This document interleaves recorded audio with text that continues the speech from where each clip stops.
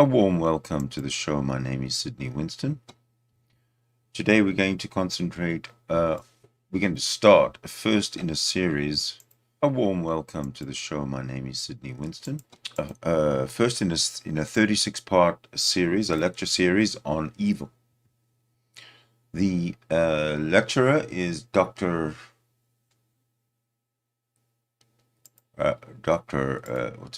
Charles Mathewes from the University of Virginia, and he's going to start with Lecture 1, The Nature and Origin of Evil, and he's going to explain essentially the whole course. And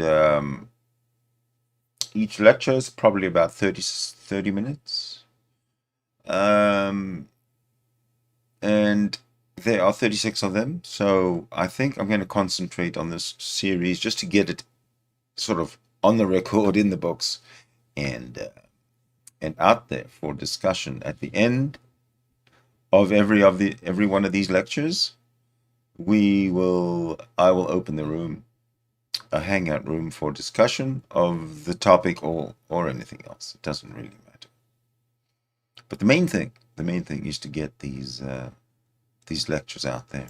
Okay, so we'll start off with lecture number 1.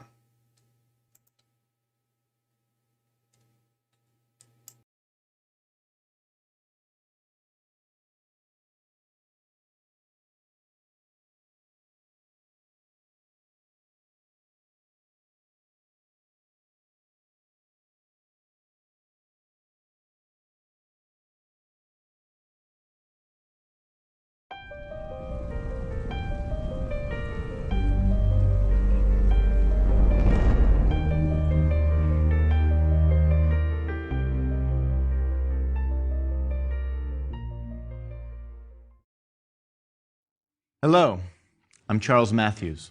I teach at the University of Virginia, and I'm delighted to be teaching this course about how humans in the West have thought about evil. The 20th century Polish poet Zbigniew Herbert, survivor of the Nazis and the Soviet Union, once wrote, "Teachers in our high schools pound into us that history is the teacher of life. But when history crashed down on us in all its brutal glory, I understood in the very real glow of flames above my home city that she was a strange teacher.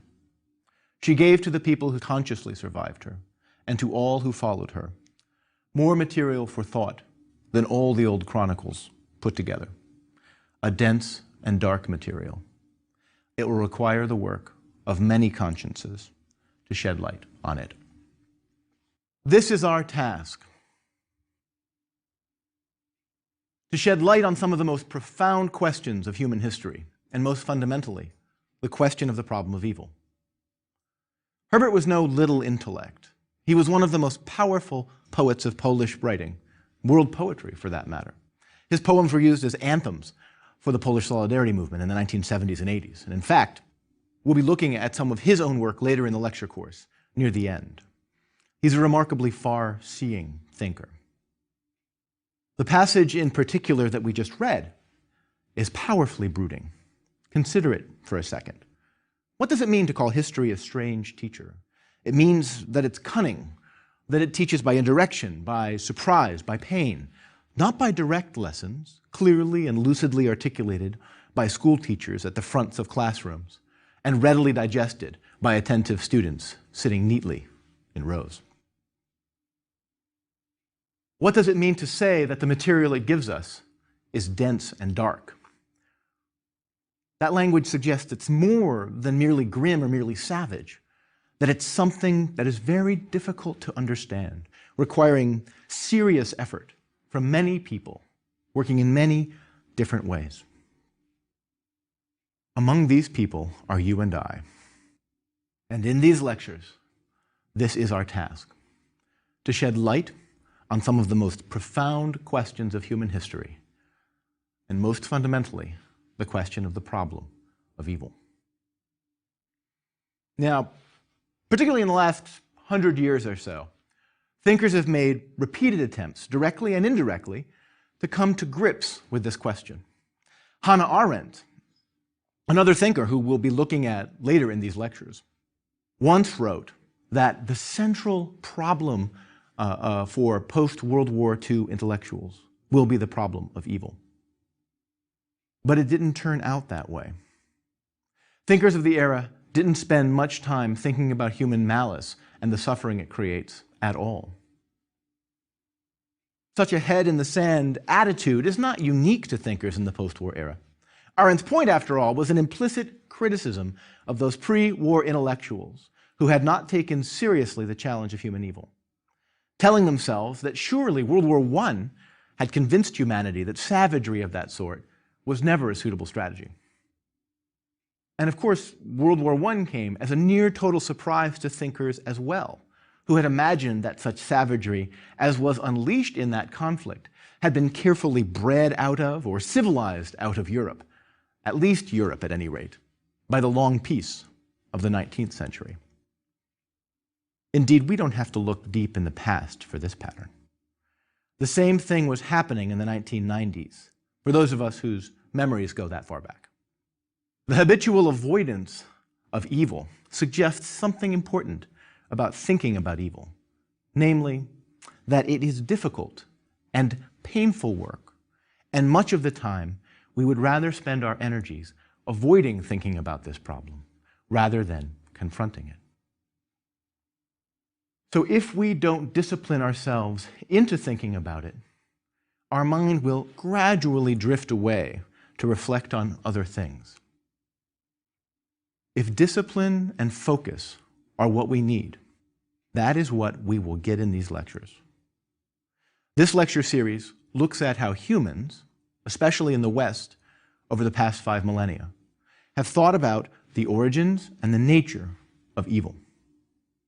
Why does evil exist? What exactly is evil? What is its nature? Is it something primitive in human psychology? Is it something distinctly humanly civilized, some dimension of human life that is in some important way a function of humans living together in society? Is it somehow superhuman, something that exists outside of humans but manages from time to time to take control of us in some demonic possession? Is evil necessarily part of the cosmos, an inevitable part of it?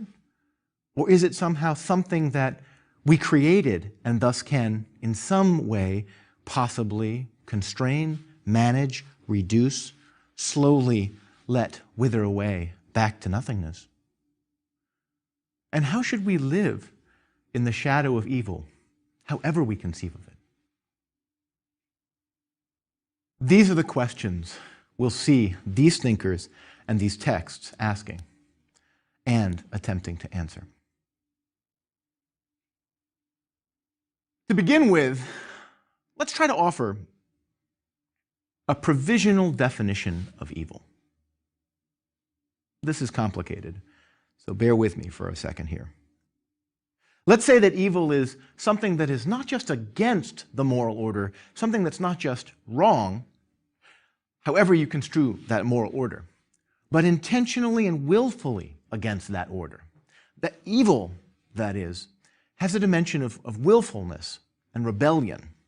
Now, let me be clear, this rebellion needn't be directly experienced as rebellion by those engaged in it. People can do evil without thinking too much about the acts that they do. Indeed, often that's the worst kind. Lots of people participated in really savage forms of evil in the 20th century. Genocidal oppression, horrible forms of racism, other kinds of abuse of ethnic minorities. And many of those people, especially if they had been brought up in those cultures, did not understand what they were doing as violating the moral order. They understood themselves to be obeying the moral order. For those people, thinking about what they were doing as evil was not a possibility in their minds. Now, from the outside, thinking about what they did we see what they're doing as evil. And maybe them, later on, can see what they're doing as evil. Albert Speer, the great architect of the Third Reich, the leading artist, really, of Hitler's world, and also eventually the director of war munitions and supplies for the Third Reich, but a cultured, educated, and civilized man, a man who survived the war and lived for 25 years in Spandau prison in Berlin for his part in the Holocaust and in the Third Reich's many crimes, a part he freely admitted and owned up to. At one point after the war, Speer was asked by someone, "How is it possible that you worked with Hitler and did not realize how evil what he was proposing was?" And Speer said something that was very interesting. It's reported to have said something. He said, "It's hard to know the devil when his hand is on your shoulder." Part of the power of evil is the way it insinuates itself intimately into people's lives. And so often, people don't, in fact, experience what they're doing as evil. But when we think about acts of evil considered as just that, as acts of evil, even when their perpetrators didn't recognize them as such acts of evil, in their very essence, I propose, are attempts actively to reject the moral order, even if the people who do them don't understand themselves to be doing that. And similarly, when we ask about the problem of human suffering, we need to narrow our focus a bit there as well. Suffering of the sort we want to investigate here strikes us as excessive or gratuitous, as not necessary. We're talking about pain that seems pointless or useless in some sense, pain that is inflicted for no point at all. One of the greatest thinkers on this character of suffering is a man named Emmanuel Levinas. We'll be talking about some of his work near the end of this course as well. Now, in thinking about evil and pain in this way, we can distinguish between three large families of theories about evil, each with its advantages and difficulties. Let me quickly say something about each of these, which we'll see manifest in many of the people who are coming up. First, there's the account of evil that locates it centrally in a kind of folly, as a wholly irrational, senseless eruption of chaos in an ordered world. Evil here is somehow against the order of the cosmos itself. As such, some thinkers in this tradition have talked about evil as privational, as depriving creation of goodness and being, depriving reality itself of some dimension or thickness or depth of reality, not introducing some positive evil into the world, but simply annihilating some of the good things that are there. Now, many thinkers have explored this vision, but for my money, the most profound and far-thinking one has been Augustine, the Roman Christian bishop of the 4th and 5th centuries. Now, this is ultimately a very optimistic and hopeful vision, though it also suggests a certain truly disturbing capacity on the part of creatures to revolt against the moral order that they inhabit. The advantages of this account are many, but one of the most profound is that this picture is actually quite psychologically illuminating. Small children don't know why they do mean things. And in general, evil deeds are always done for reasons that when we query them, when we ask about why someone did something, these reasons never quite manage to seem as intelligent or rational to us upon reflection as they did at the time we did them. However, this account does have its problems. One big difficulty with it is that it is perhaps too theoretical, too abstract, and because of that, possibly too escapist.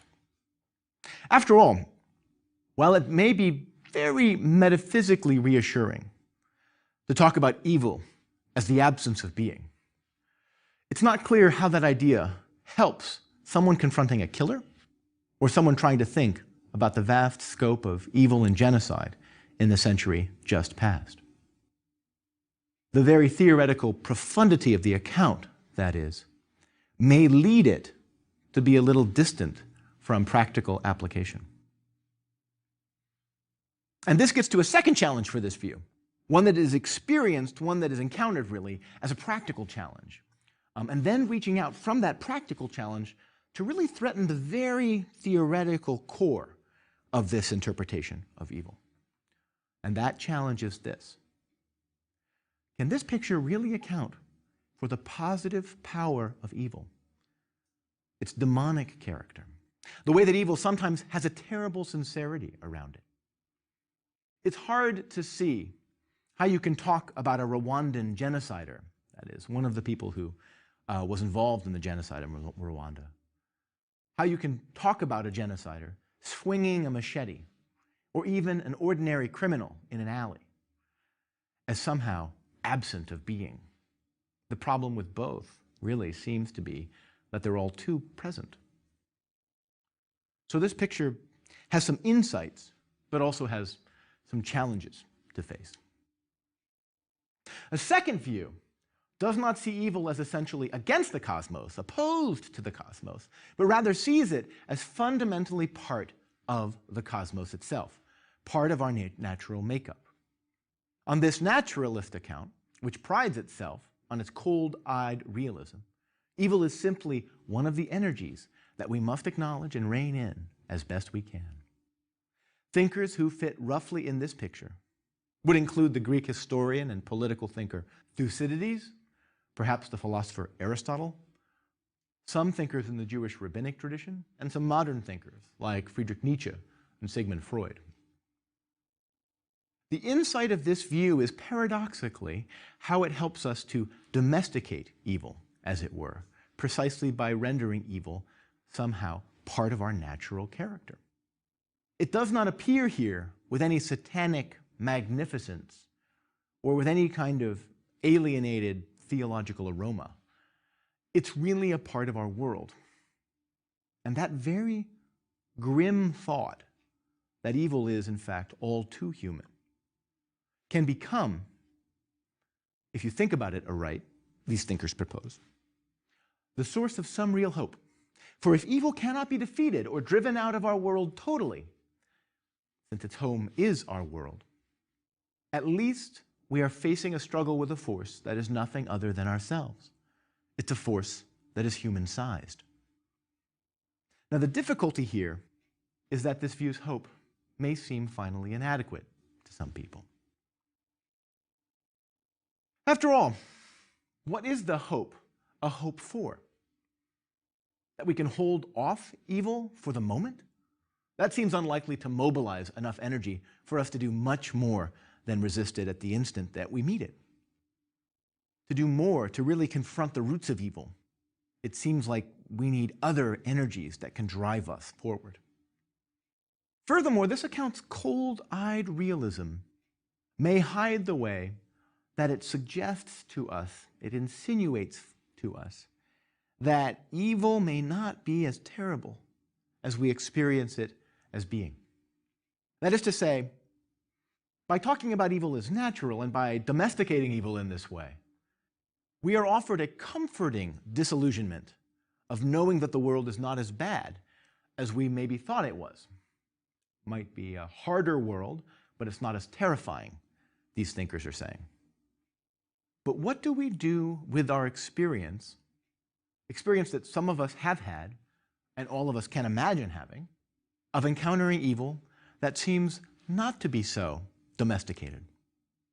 What can we say about the idea of a demonic force of evil? Just as the first, then, this one too has some insights and some challenges. Now, the third account may seem initially odd to you, but I think, in fact, it is more common than you might realize. And that is what we can call the evil as maturation account. This account builds itself up around a paradox, that is, to become fully grown up, some painful separation from our too familiar, too cozy original surroundings may be necessary. Just as teenagers, right, rebel against their parents in order to gain their own sense of identity, so our moral maturation requires a kind of rebellion against God or the moral order, however one thinks about that, a kind of wounding in order to come to gain wisdom.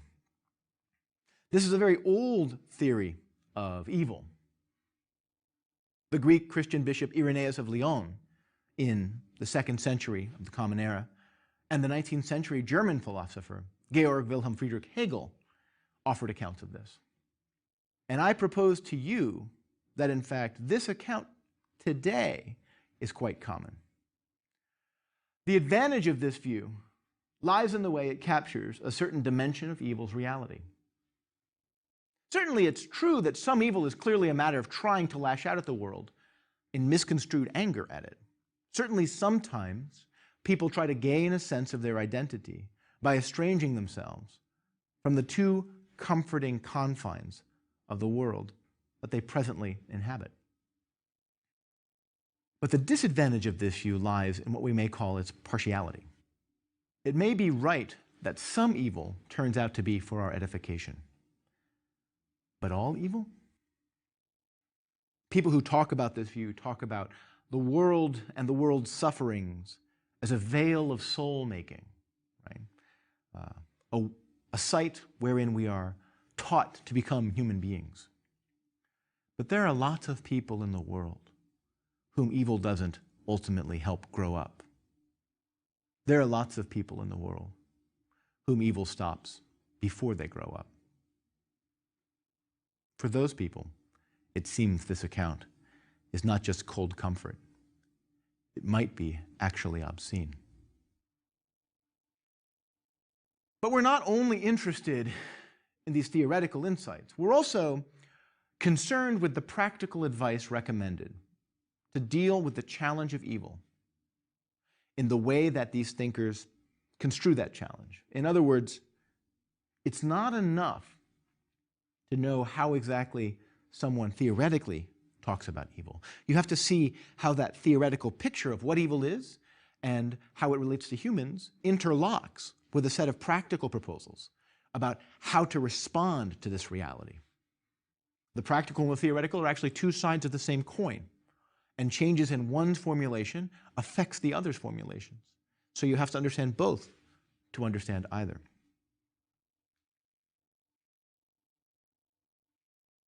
Whether we contest evil by direct confrontation, by aggressively arming ourselves against it in some way, by trying to absorb it into ourselves as marks of our glorious martyrdom for our God, whether we develop techniques to resist its assaults on us by nonviolent practices in which we must be trained, these and many other kinds of practical proposals are all intimately related to particular theoretical visions of what evil is for each of these thinkers. And that's the story that this lecture series tells.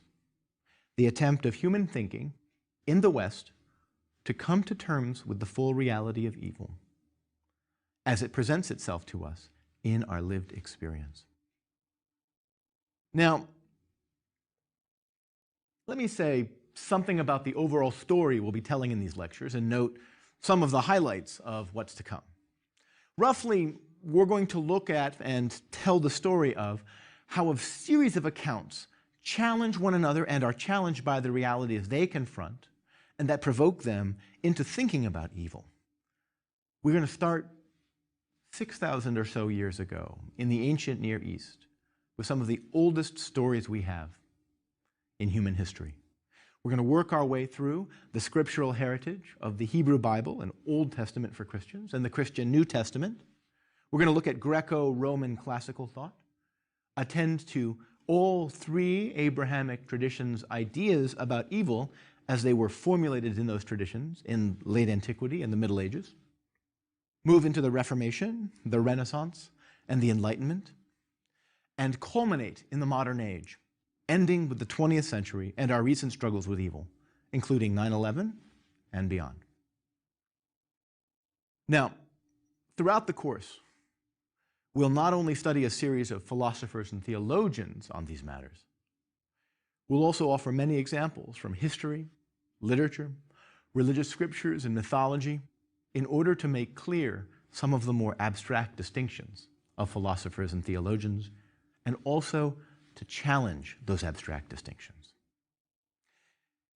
We study these thinkers, these texts, these traditions, not just because it's interesting to know what others thought, but because it can be enormously useful. In fact, as we'll see, from the ancient Near East on, humans have always wondered about what other people thought about these problems. And their own thinking about evil has always gone on against a backdrop of other and previous ways of thinking about it. That is to say, the activity of asking questions about these questions, the activity of inquiring into the history of thinking about evil, is as old as the activity of asking these questions itself is. And in thinking about evil, then, people have always found it useful to learn what others before them had thought as well. Now, in thinking about these things, we'll find the following dimensions of the question worth considering. First of all, the question that I'll repeat again and again, even if only occasionally, because I think this is a really, really deep question for us. The question of abstraction versus concrete description, abstract thinking versus concrete narration of evils. We'll see this debate carried out through many, many people in our text. Plato and Aristotle fight it out over this in some ways. The 18th century thinkers, 17th, 18th century thinkers, Gottfried Leibniz and Pierre Bayle fight it out about this issue. The issue is this: can a theoretical representation of evil capture the full reality of evil? Can it capture its depth and its breadth? That is it possible for a theory to accommodate the enormously different empirical realities that we name with the term evil? Can any theory account for how to connect up genocides of international scale on one side and parents who beat their children on the other? Can any theory account for all that? Hard to know. A second challenge is the question of whether or not evil is transcendent or mundane. We saw that already. What is the relationship between evil and the gods or God, or however one construes the absolute moral order or divinity that surrounds the cosmos, right? Or if one does at all. Might evil be something that God plans out in advance? Might evil have a positive function in the moral structure of the cosmos? Here, there's a debate going back to, again, the Christian theologian and bishop Irenaeus, and leading into the 20th century. Is it possible, as very many Christians have said for a long time, and as certain liturgies, certain practices of worship in the Christian church have suggested, that the fall of humans, that evil's introduction into the cosmos, is, as the Latin phrase puts it, a felix culpa, a happy fault? Is there some way in which the fall itself was used by God to elevate humanity above what it would have been otherwise? A third question is the question of whether or not evil is in some way a healthy part of our world or something that is wholly destructive and parasitic on it. Thinkers like Augustine and Nietzsche would be useful here. There's a question also about whether or not evil is natural or a violation of nature. That's a debate that we'll see coming up with Plato and Aristotle, not too far away in our lectures. Another question that's become increasingly important in the last century is whether evil is a matter of barbarism versus civilization, or whether civilization is itself in some complicated way complicit in evil. Whether civilization, human civilization, might itself be in some important way a function of evil. Remember, early as we go back to, say, the Hebrew Bible, the Tower of Babel itself, the first genuinely human social event, is precisely designed to be a rebellion against God. And in the 20th century, lots of thinkers about the Holocaust have suggested that, in fact, the Holocaust itself could not have happened absent the conditions of modern societies and civilizations. There are lots of questions of this sort. What is the relationship between personal evil and communal evil? How can we think about individual responsibility if evil's corruption infects an entire culture, perhaps our entire species? Is the naming of evil as itself evil an achievement, someone like Camus would say it is, or an evasion, someone like Freud might say it is?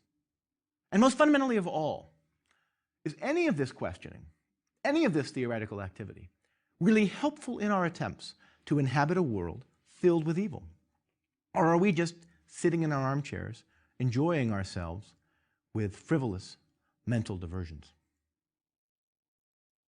All of these very abstract, very general questions will be silently suffusing all these lectures. I'll only mention them from time to time, but they'll always be in my mind, and so they should be in yours as well. We're not going to answer the question of why evil exists here. We're not going to choose one of these rival accounts as if this were a game show and the positions described here were contestants. What I want to do is introduce you to a range of different voices, different ways of talking and thinking about this. Some of them will sound quite familiar to you from the beginning. Some of them will sound very novel, perhaps alien to you. But all of them, however distant they may seem, go into the thinking and the speaking that you do about evil. They give you many of the tools you use in coming to grips with our world's dense and dark material. Even with 36 lectures, we can't be comprehensive. There's too many people who have thought about evil, and maybe there's just too much evil to think about. And anyway, you all have your own private stocks of experiences and insights, thoughts and memories that go into your own thinking. But our thinking about evil, taken collectively, does have behind it a history of which it is tremendously edifying to be aware. Now, before I end this lecture, let me return to the passage of Herbert that we began with for a second. He says something very important there that I want to point out. He says that his teachers tried to teach him, but he truly learned only from seeing through his own eyes his own city on fire. And what he learned was not quite what he thought his teachers were trying to teach him, that history was a strange teacher. In doing this, Herbert suggests some profound tension between the effort at direct teaching and actual learning. This challenge between what we can call book learning and life experience is one of the deepest we have to face here. We can't forget the important suspicion that lectures like these, lectures that attempt to glean some morals, some wisdom from human history, are themselves potentially useless, a dangerous distraction, prone to make us focus on trivialities at the cost of losing the larger import of the lesson at hand. But that's a very abstract challenge, a challenge to the very possibility of a series of lectures like these, to the possibility that something useful could be communicated through them. And the only real response we have to that is just to go ahead and undertake the lectures, to see something of the depth and breadth of the ways that humans, from 6,000 years ago until today, have developed a wide range of ways of thinking about the nature and origins of evil and attempted to discern the resources we have for dealing with that problem. And that's what we'll turn to next.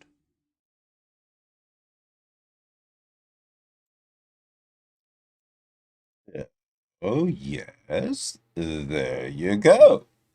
Okay. Look out for number one and who else do we recognize? I don't see anybody else. Look, oh, the Science Ultimatum with Jason Torn. Well, welcome, both of you.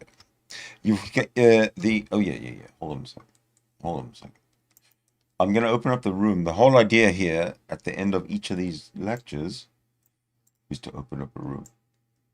Pow. Well, the room is open already. I just want to give you information to join. So if you'd like to join, Here we go. As I have stated, this is episode 1 of 36. Of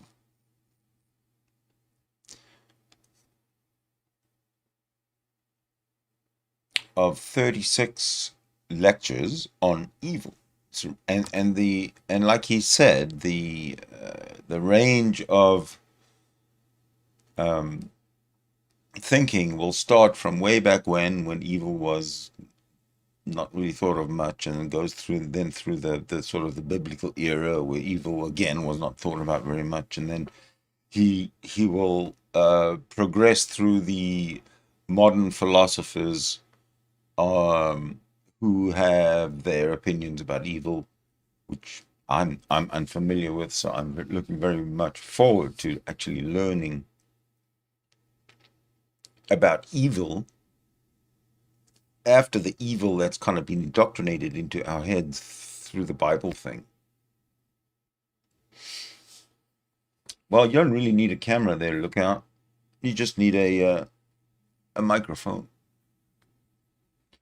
Because, yeah, I'll show you. I don't think I've, yeah, check this out.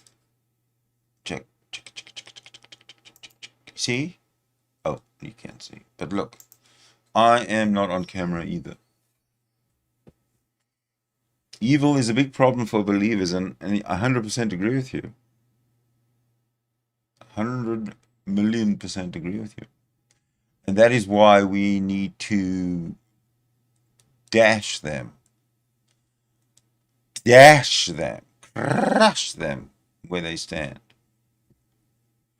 Because it's enough of this bullshit it's enough of the bullshit that we have to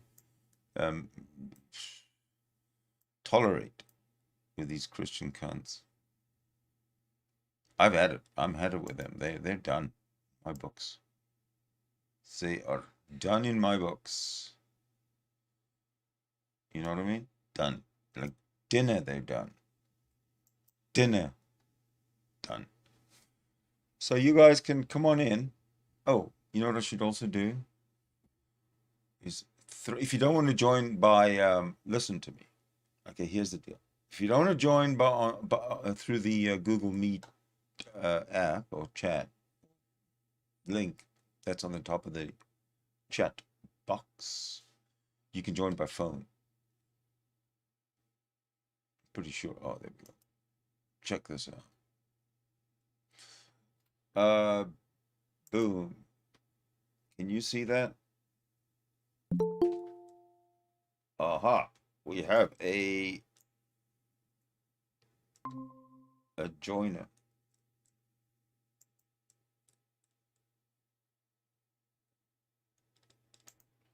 We have a joiner. There we go. Hello.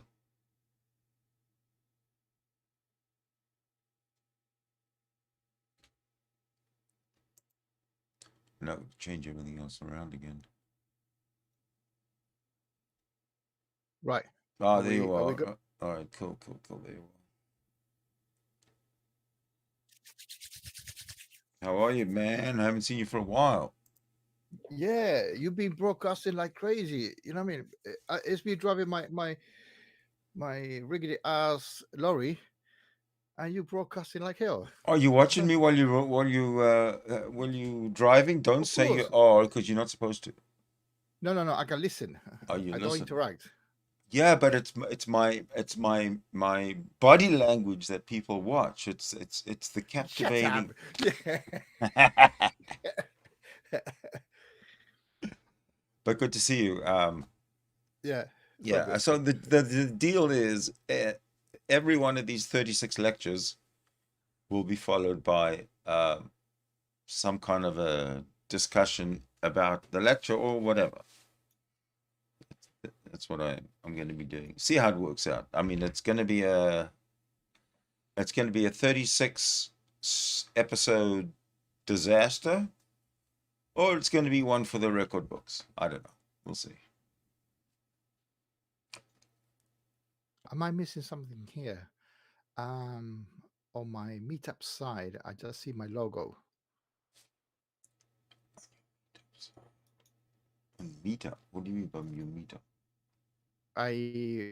When you request to join. Huh? I see you. I see your camera. I mean, I see your image. Yeah, but I see in on the tab of the join, I can see myself minimized like a picture, and then my logo at the yeah. center, like flashing like that. Flashing light. Well, why don't The you actual go to your more options and change layout?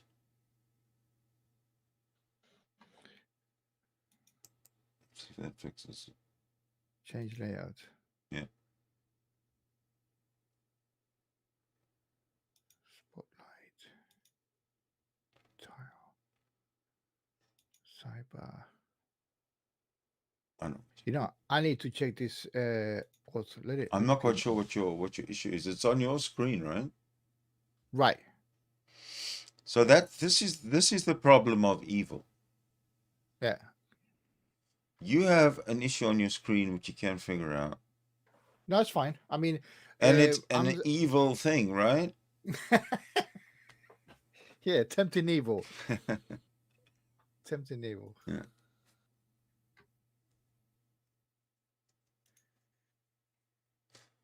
Right. Okay. Oh shit! I just pulled my headphone out. Hold on a second. Did you see that? I tapped myself. So look out. Number one. What's going on? What's new? How's your week? Nothing much. Nothing much. Working like a bitch in a corner, but apart from that, Yeah. listen to different people. Yesterday I was in a room with the African humanist, Mm-hmm. right, and two other ladies. Man, was no time to speak. I was always almost 99% quiet because they were going on and on, back. Okay, no chance No chance, eh? to say no chance. That's why people come into my hangout, because I sometimes just shut the fuck up and let you talk. Like now. Yeah. Give it all you Right. got. Problem of evil. Let's work it out.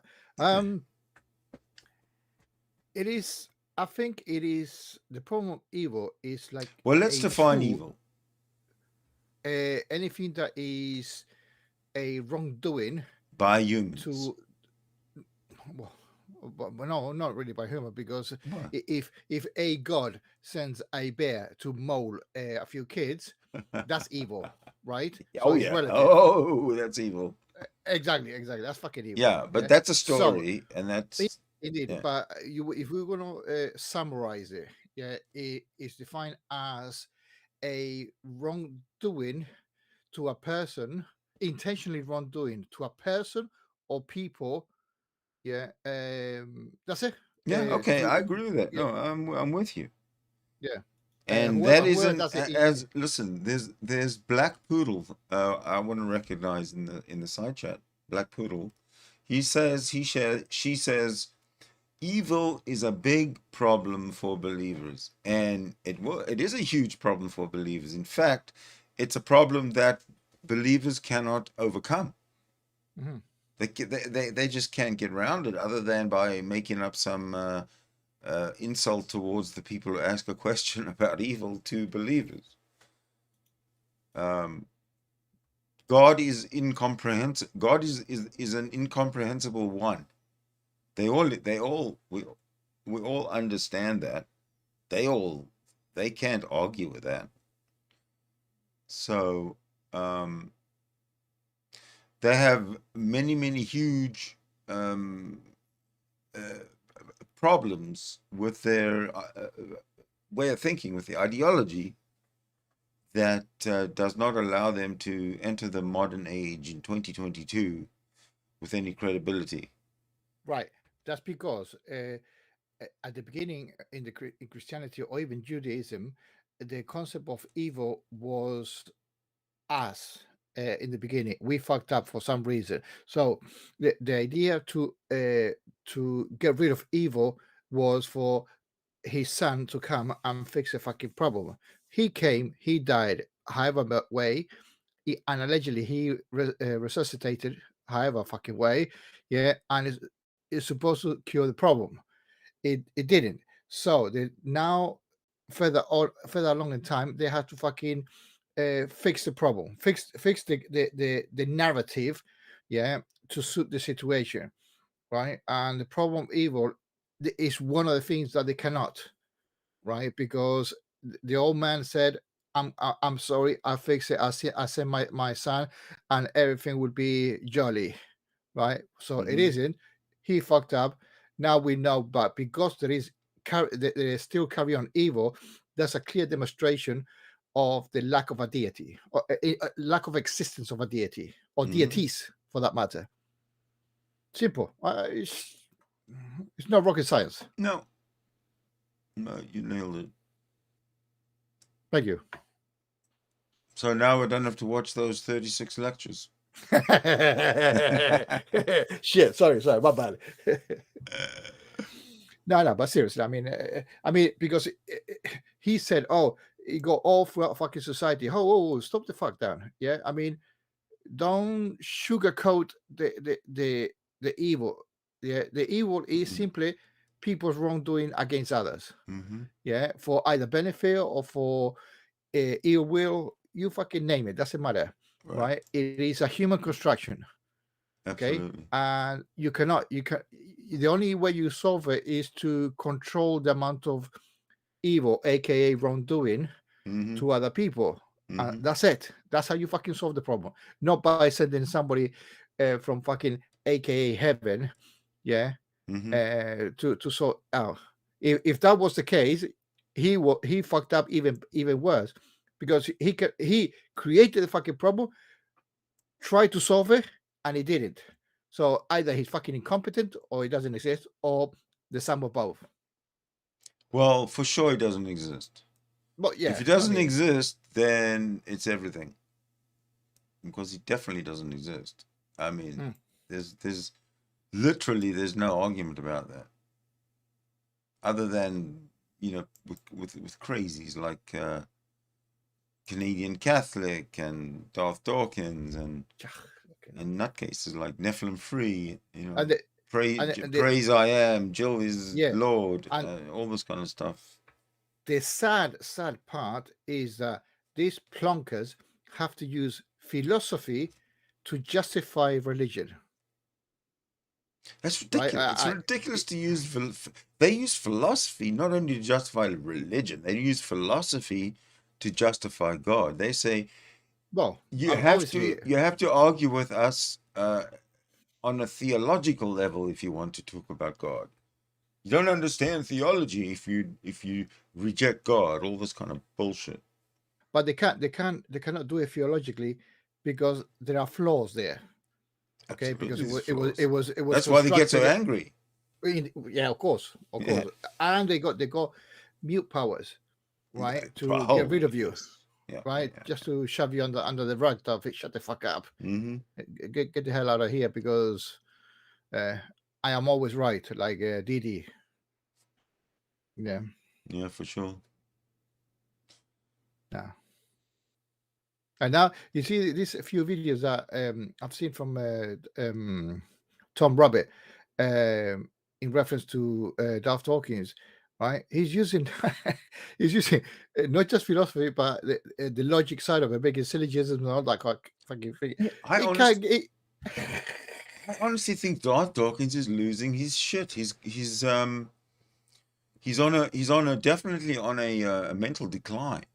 No, it's just, well, yeah. I mean, but that's not the case. That's not. I think if I need to, because he's not making. He's not making any. He's never really made much sense, but he's starting to use words that are not convincing like they used to be. You know, he used to have all these convincing words that were highfalutin. Nobody understood what the fuck he was talking about. He'd string them all together. Yeah, 3-minute question. Right, but now and even Jefferson Spatchcock is pointing this out. Now Darth Dawkins is really stumbling over his own feet, and falling flat in his face. That's because discussing logic is not his comfort zone. His comfort zone is just muting, right? Yeah, it is simple as that. He's a fucking coward, right? Oh, absolute coward. For him, it's easier to say shit. I don't understand what the fuck he's saying, and I'm right. Bang, mute or boot out. Oh, I Whatever. missed a question from Black Poodle. Did I miss the lecture? Yeah, I missed the lecture, but it's at the beginning of the stream, so you can either go back and start watching it again now, from the beginning, I mean now, or you could just wait till we're done. Up to you. Sorry about that. Look out.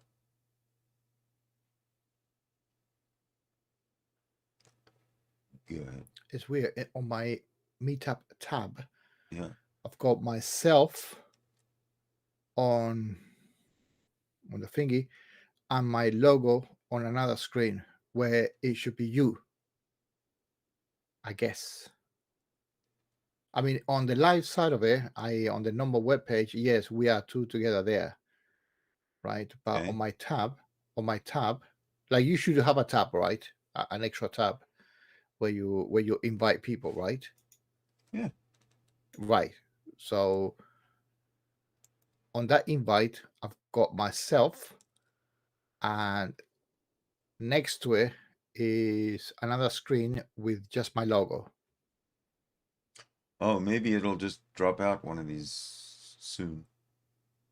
Or there's some kind of a kink in the software on your end there. Yeah, I think there is, because when you talk, I'm expected to see your logo. Put it that way. Mm-hmm. And I am not seeing that. I'm Well, seeing mine. Why don't you change your layout to Spotlight? How do I do that? Go to the column of 3 dots at the bottom. Oh yeah, yeah. In change the layout. Yeah, and choose Spotlight.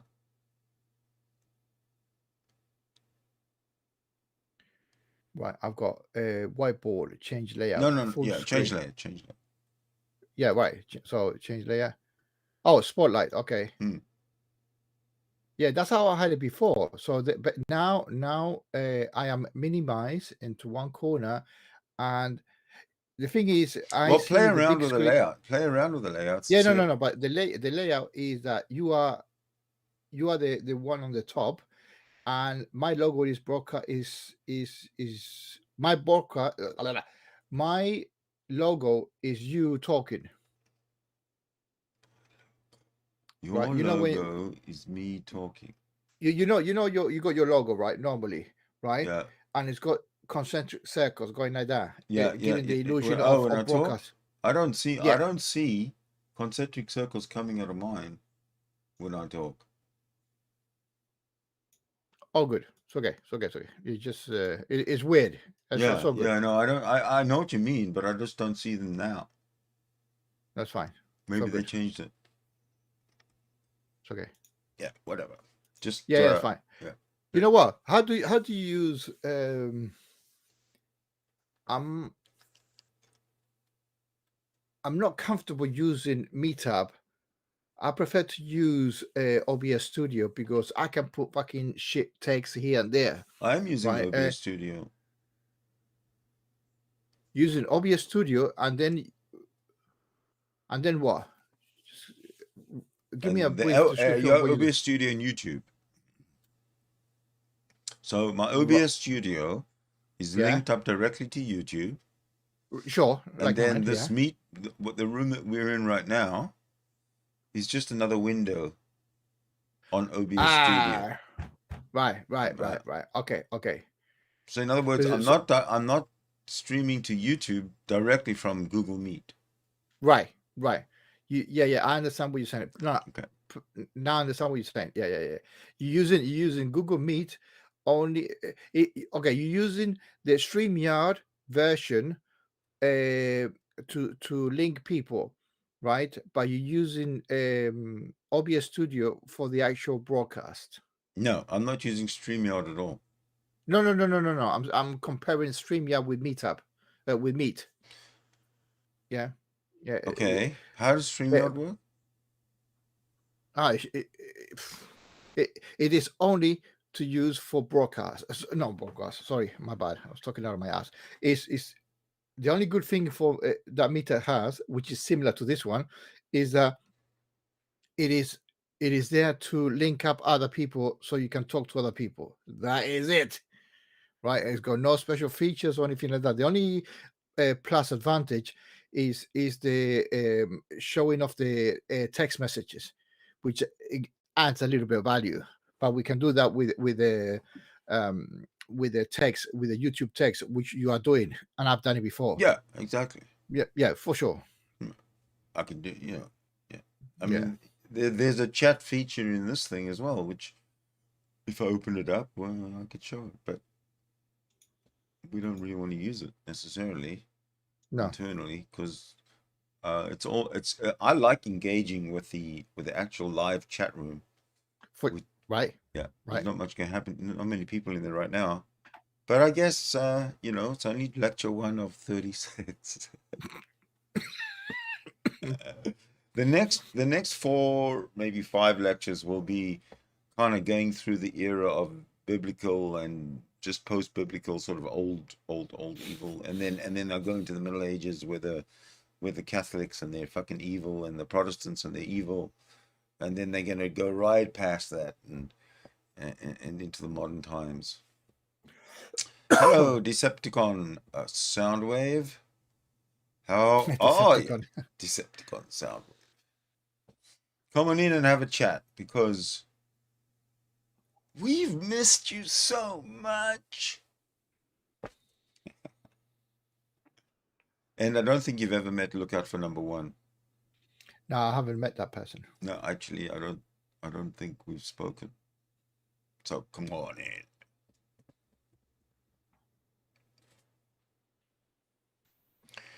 The goal of Sydney Winston, the channel, is to ultimately drive that final wedge that crushes Christianity.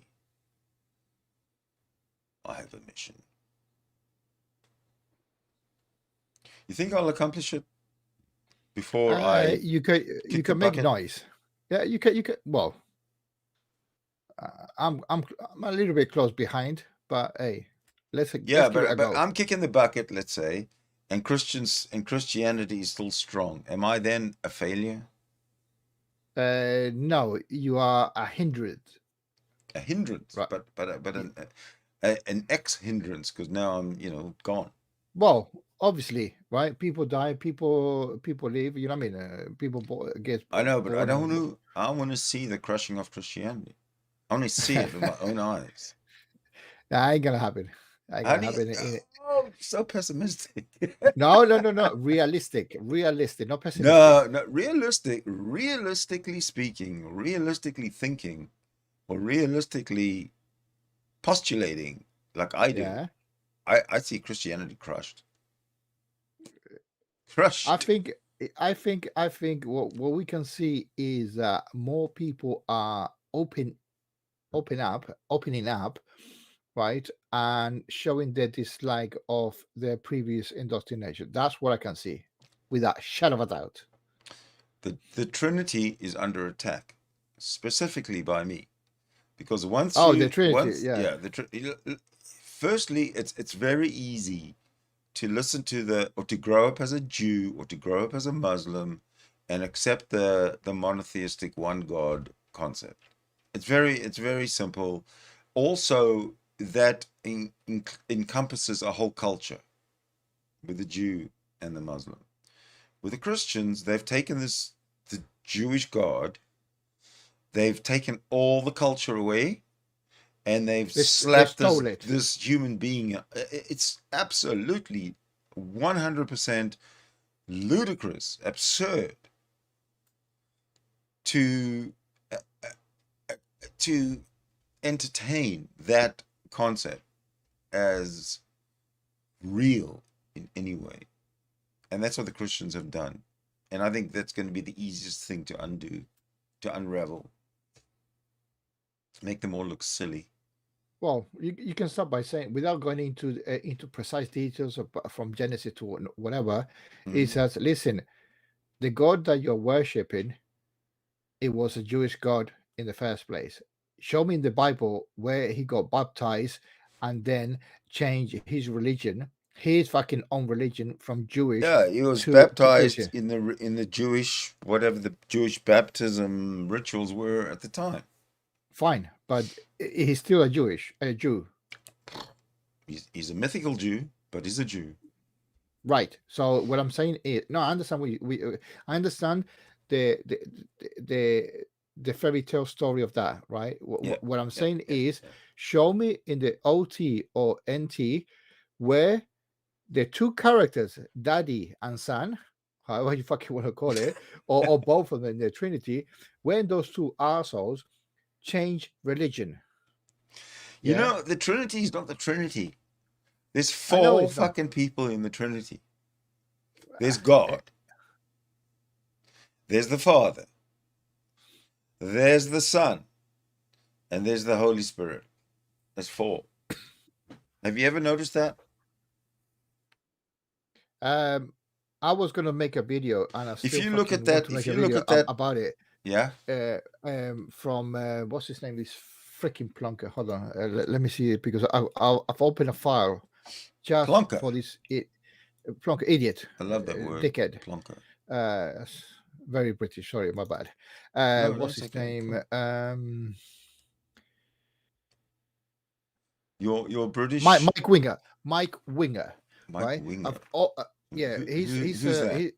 He's a preacher, right? He's a preacher. That's got, obviously he's got his own ministry, but then because he's a fucking loser, he's now going into, well, he hasn't gone now to YouTube. He's been there for a while in YouTube, and he does ministry on YouTube, right? And whatever else that entails. Okay, now he's talking about all sorts of fucking different things, and he's got the audacity to say his specialty in the YouTube is to debunk what we think we have debunked from religion. Right, so he's counter debugging, right? And one of them was the Trinity, the concept of Trinity. Oh, the atheists got it wrong because X, Y, Z, right? So I wanted to make a video counting his counterclaim, if it makes any fucking sense, right? So he's defending the Trinity, and by arguing the atheistic way, and I want to counter his counter by it's like if it was an alive meat, basically, right? But because that cannot be the case, you have to fucking, like, similar to what Aaron Raw does, yeah. So he got his fucking okay. what's his name? Look at the YouTube screen, and you should see the diagram of the Trinity, of the triune, of what they call the triune God. Yes, I got that. Okay, so you look in the middle. In the middle, there's God, right? Right. Okay, so there's one. And then you've got the Father. So there's two. And then you've got the Son, that's three. And then you've got the Spirit, that's four. No, hold on. Say that's again. Not a Trinity. That's no, four. That's a quartet. Quartet. That's the quartetian God. Well, I got another way of saying it. What? Right? And what? Just correct me if I'm wrong, right? Right? I'm no fucking source of knowledge of that particular thing, but it's my humble interpretation. Yes. And this is one of the sources of the video that I wanted to do, but fuck it, doesn't matter. I'll say here. Yeah. Right. Three people, or what they call three persons, right? Let's accept that for the entertainment value of it. Okay. Now, God is, I would represent that, change the name God to team, right? So basically, Father is not the Spirit, but is part of the team. The Spirit is not the Son nor the Spirit, but he's part of the team. The same thing with the Son. So basically, God is the God team, right? Or the Winston family, right? So your father is not the son, but the son is Yeah. not your father, but both of you are the Winstons, right? And the spirit is like whatever the fuck we want to invent, okay? The family tradition. You can put that as family tradition, right? So the Winstons family tradition is the spirit, right? The wishy-washy thing that you cannot touch. So God is family. That's what it is. Okay, fine. But God is family, but God is not the father. God is not the mother. God is not the children. God is not the uncles and the aunts and the nieces. No, God is Is the the family. team. Exactly. It's a family. It's a family. It's a family. And that's the problem. What I'm And the saying. family is not one. Family is Correct. many. Correct. I agree 110%. Right, but and it is a misinterpretation when they say God, they are saying all of them. They're saying the family. Yeah. Right, so they have to own it, because, and that is incoherent, because if they say the family, the Winston's family, right, they cannot pinpoint who created what or who died where, right? Who was the Because first Winston? indeed, yeah, exactly, correct, exactly. That's what I was going for. Yeah. So your narrative or your history Mm-hmm. is blurred by the God team, right? You cannot mention Yeah. the God team, because if you mention the team, sorry, Team God, right? Mm-hmm. If you mention the Team God, it becomes an not understandable, right? And you have to, or they have to, well, they should know, and I think they fucking know that, right? That's why they sugarcoat. Oh, God. No. When you say God, who are you talking about? Are you talking about the Godfather, God the Spirit, God the Son, God the fucking whoever you want to call it, right? Because God is an amalgamation of people or entities or whatever. Is a team, right? God is the team. So get your shit together. Get your Either shit together. or either remove the concept of God. Sorry, not the concept, the name of God. Remove it completely and name the person by his own status. The son, the Jesus son did X, Y, and Z. The father did X, Y, and Z, and then it becomes more structural, right? But when you fucking go in the God business, yeah, it's mashed up, right? And it's not clear. That Mm-hmm. makes it not fake, but it doesn't make it compelling. Yeah. Okay, the argument is not compelling, because it's like you saying, yeah, It's God, fake. yeah, for sure. It's Right, definitely not compelling. It's definitely not persuasive. and this is the uh, NT problem, right? This is their fuck up, right? They instead of respecting the Jews tradition, there's only one main man, right? And they're gonna send his son, but as the person in charge to solve the fucking problem, I Mm-hmm. can dig that, right? I can Right. dig that. But the fuck up was that because they wanted to change, to make it different between the Jews and the Christians. No, we want to make our own fucking bullshit religion. Let's Mm-hmm. change it up a bit, right? So because they had plenty of fucking time in jail, right, or whatever the fuck they were, is a shit. We need to change our narrative. What shall we invent, right? Yeah. Yeah, and they invented this bullshit concept of Trinity, right? And that's the actual beginning of the downfall of Christianity. For is the pillar. The pillar is broken. Is shattered. The mere fact The that is pinnacle of Christianity was coming up with the Trinity, with the idea of the right. Trinity, and it's Correct. been downhill ever since. Right. That's, yeah. You said it quite eloquent like that. Yeah, sure. That's the way you got to look at it, because right now it's going to come very soon. Very It's going to come crashing down. soon And I don't mean in a cinema near you. I don't mean in an act of God kind of a way. I mean a um, a debunking of the the theory of God. The concept of God is going to go by the wayside real soon.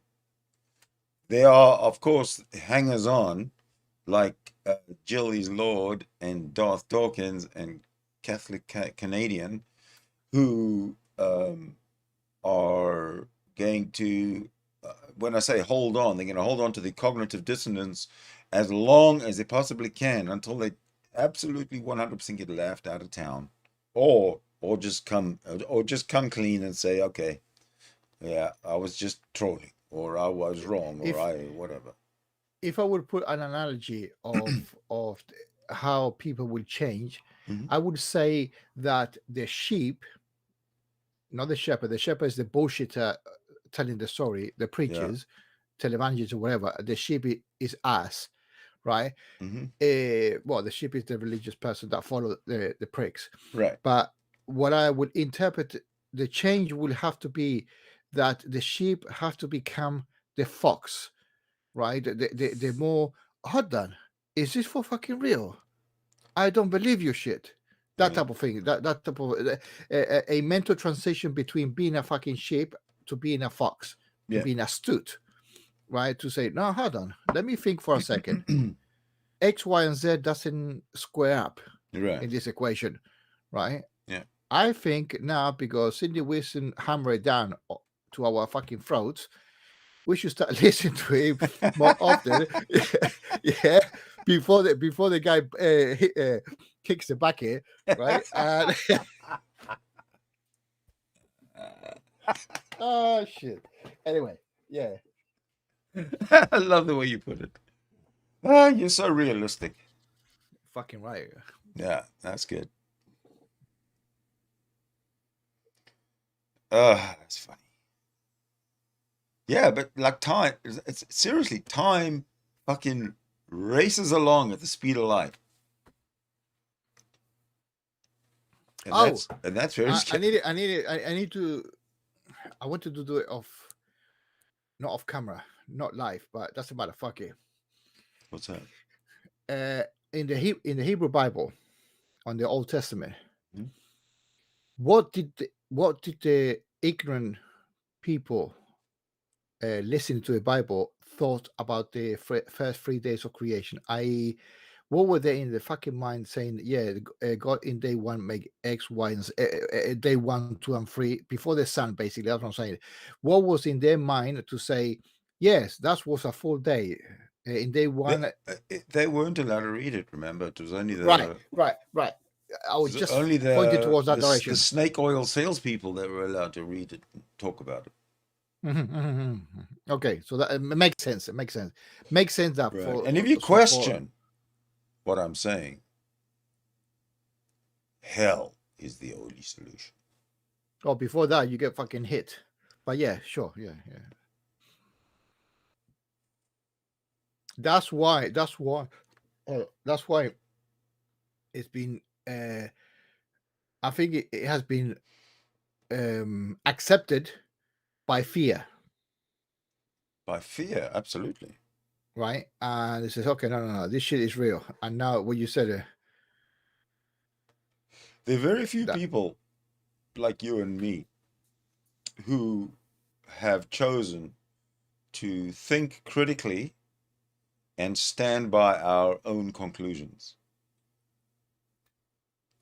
We're absolutely transparent and honest about why we conclude what we did, and it's 100% irrefutable.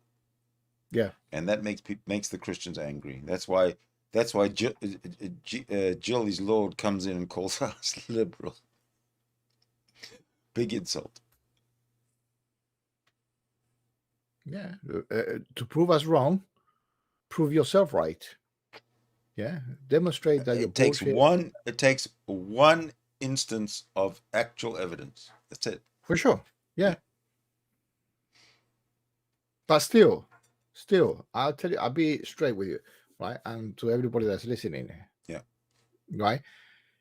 Even by the main man, God the Daddy, right?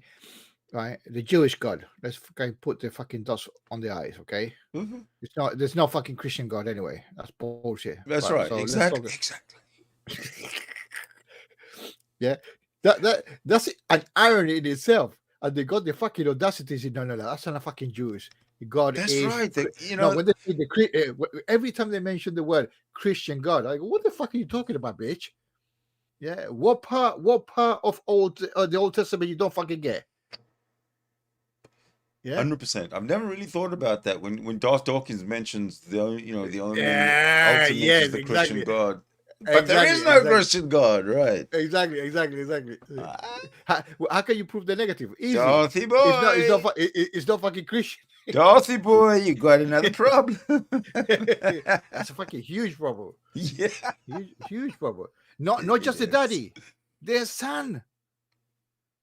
That's even if we take it as real, right? Let's entertain that is real. So the Father Right. and the Son were never Christians. no, the Father and the Son, Christians of course, but the Father and the Son were never apart from each other. They both appeared in reality at the same time. So if the Right. Father and the Son appears at the same time, how do you differentiate which is the Father and which is the Son? They must be interchangeable. Yeah. But Which is fucked up. No, it is fucking fucked up. But there still would be belonging to the OT version of it, right? Because they started from there, or he Right. started from there. Yes. Right. Yes. That's what I'm getting at. Okay. Yes. As I said, if we entertain that it was real. Yeah. Right. Yeah. So Christians have got no case for their God. No. That's my point. Okay. They haven't got a starting point because you have to. They have to say, yeah, sorry, I have stole your God because my God is now sexier than yours. The difference between the Christians and the Jews and Muslims on the one hand is that the Jews and the Muslims can talk about and explain their God just with their words and their logic and their knowledge of the topic. They don't need a book to go to say, this is what the book says, so therefore God. The Jews and the Muslims don't need that. The Christians absolutely 100% need a book to go to say the book says God this or the book says God that, and therefore that's how I know. That's the difference. And more than 90% of their statements, but more than probably even 98% of the statements, they're based on the New Testament. Of course. Because it's all about fucking Jesus, not about the main man. Yeah. It's all about fucking Jesus. But the one that actually doesn't make sense and doesn't exist for sure. Yeah. Even if it existed for fucking Jew anyway. So that, however you sugarcoat exactly. it doesn't. They don't have the ownership of that belief system. That's it. That's right. Yeah. So you have to. Sorry, Christians, you have to bin it. You have to invent your own fucking God. Don't fucking nick it from other religion. It's like the Jews nicking the Buddhism. Did they nick Yahweh from Buddhism? Bastards. You know what I mean? Or you taking other deities from other religions and make it your own, and you change it a little bit. It says, yeah, okay, this is version 2.0. This is our Jesus. This is our bullshit. Right. Yeah. Let's roll with this one. Yeah, Daddy was an asshole in the OT, but in the NT, he's cool. He's cool. He's not cool. He's a cunt. I mean, well, everybody. I know he's a cunt, but he's a less of an asshole, basically. No, every single Christian overlooks the fact that the psychotic Jesus went into the temple and started fucking overturning tables of money and probably little what they called gifts, souvenirs, and went absolutely berserk. There was no one there to stop him because he was such a fucking psychotic case. Nobody would go near him. So this man has a temper which rivals the worst temper of any real historical figure. According to what was written. Yeah. Remember, we are depicting a character in a story. Yes. Yeah, but I'm taking my depictions from what I know about the character in the story from the Sure. story. Right. Yeah. So we should say it like that to so the people that are listening to us understand that we are making comments about the characters on a story in the book. Yes. That's it. Yes. Now we say, oh, because God did. No, hold on. The character God in the story did X, Y, and Z. Yeah, no, the New Testament cannot cover a God because they're focusing on a human, pretending and saying, oh, by the way, we're focusing on the human, but the human's actually God. So it fits right in there between the Old Testament. What they're doing is pushing the Che Guevara, right? The Jesus concept, and pushing it backwards to the beginning of the world and saying, no, hold on. God the Father was not God the Father. Jesus was actually God because he was the one amalgamated between him and the Father. Shut the fuck up. Shut the fuck up, exactly. You know what I mean? I mean, you can say that to your fucking kids and indoctrinate them in that way of thinking, but a normal rational thinking person would not take your shit as a valid concept. Yeah. Right. Only the gullible and the desperate and the wishful thinking and the person full of hope because they got tons of problems will say, shit, yeah, I better believe it because Pascal's wages or whatever fucking reason your shitty mind will go through, right? That you need to believe that, right? And then you get the people from the preachers that because your moment of weakness, they use that to say, my son, my daughter, come to me, pay me my 10%. I will tell you a fucking bullshit story. Well, people want to be sheep. Most people. Yes, wants to be. Most people just want to be told what to do. Yes, I concur. I agree. Yeah, for sure. I'm not one of them, but most people. Yeah. I like that. I like that analogy. Most people. I never heard it before, but it's good. So what have you got? You've got 8. Oh, you still got evening. See what? Your time zone, evening. Fucking hell. 21:30. Yeah. Yeah. Between 22 and 23, my online shopping is coming to my home. What does that mean? You getting a delivery? Yes, I'm getting delivery, and the slot is between 10 and 11. Okay. I don't know where the fuck it is. Indeed, yeah. Oh, very cool. Yeah, we English people are okay. Yeah. You're so damn lazy. You won't even go do your own shopping. Of course. I mean, make it easy.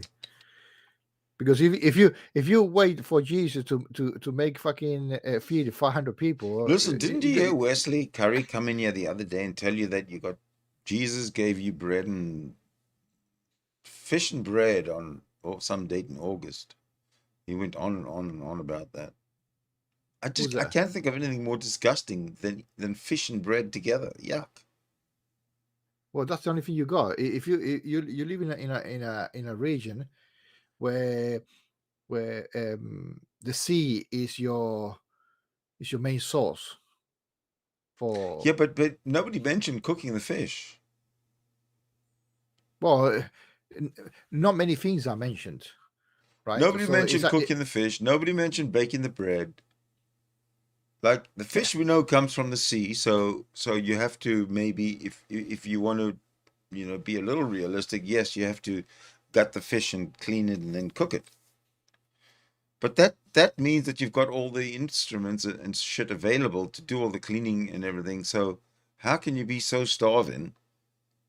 I just don't understand what the relevance of that. Because the impact is not about feeding per se, but the illusion is the magic trick. Is the wow. is the wow factor of the end result. It is the trick. Is the revealing of the trick the wow factor? I don't believe the I don't believe the bread part of it for sure. Because where the fuck does that come from? Do you know how long? You know what it takes to make bread? Do you have any idea? The kneading and all the shit that you in the dough and the kneading and no. kneading. On those days, we're not talking about fucking microwave oven and you know what I mean, and having gas and instant fire.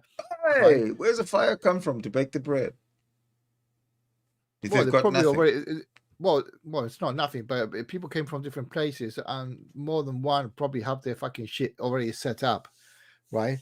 Yeah, but Wife doing okay. their Where chores or was whatever. this on the shores of the lake? Or where? In the middle of the desert? No, because he crossed. I think he crossed a lake. Exactly. Because he wanted to do a show basically. Because so why can't people go and do their own fishing and catch enough fish for everybody? You know, like without being overindulgent, just like as usual. Because they are not David Copperfield. They're not magicians. No, right? So you want magicians, you choose David Copperfield or Jesus Christ, yeah, right? To make a illusion of making more out of less, right? Which is stupid, obviously, but yeah.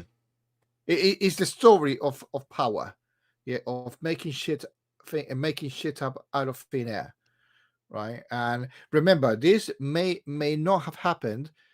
And some guy in a fucking convent or one of those monasteries or whatever, I said, hold on, how the fuck do I make it?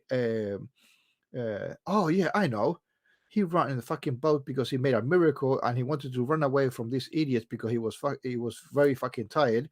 He said, "Hey, my man, I'm gonna feed you fuckers. Yeah, okay. I got my two bitches here that is making bread. That are making bread, right? I'm gonna dish it out, and with two breads, we're gonna feed all of you, all 500. Right? Oh, by the way, I'm gonna get 5 fucking fishes, yeah, and I'm gonna you're gonna lick it, and I'm gonna give you the sensation of being filled. That's fucked up, man. You say, close your eyes. Yeah, nice. Okay, see you later. Next, you got a big fucking queue of people licking fishes. That's disgusting. Fish. Oh, come on. I know, but shit. I mean, Right. yeah, and then that's how you have at the end more than you had before, right? Nasty. As I said, I'm making it up, and it's easily. Yeah, you can buy it, right? Yeah. You can buy it. Oh yeah. But anyway, what's the other bullshit story of your friend Jesus? I think I've had enough bullshit stories of Jesus for today. 90 minutes of Jesus bullshit is plenty. But I'm looking forward to the rest of those the rest of the series, because I think we're going to generate a lot of discussion over time. It's just a matter of getting them all out. Should I do 1 a day, 2 a day? What do you think? Well, I won't be between on weekdays, so. Well, Yeah, either can do way, it you know, this thank you for joining, but this a hangout might not emerge every time, so it might just be a Right. lecture, right? Right. I understand that. Which I don't Right. mind. You know, Well, either way. funny enough, you said that. Well, the geezer just came early, so I also have to terminate it. Excellent, Funny. excellent. Well, thank you so much for So joining. that was a wicked thing. Yeah, it was awesome. So anyway, See you I have next to go. time. Thank you, Sydney, and until next time for sure. Okay. All right, man. Bye. Bye-bye. So there you go, ladies and gentlemen. That is a wrap. Thank you for joining. Thank you for watching. And please like, share, and subscribe.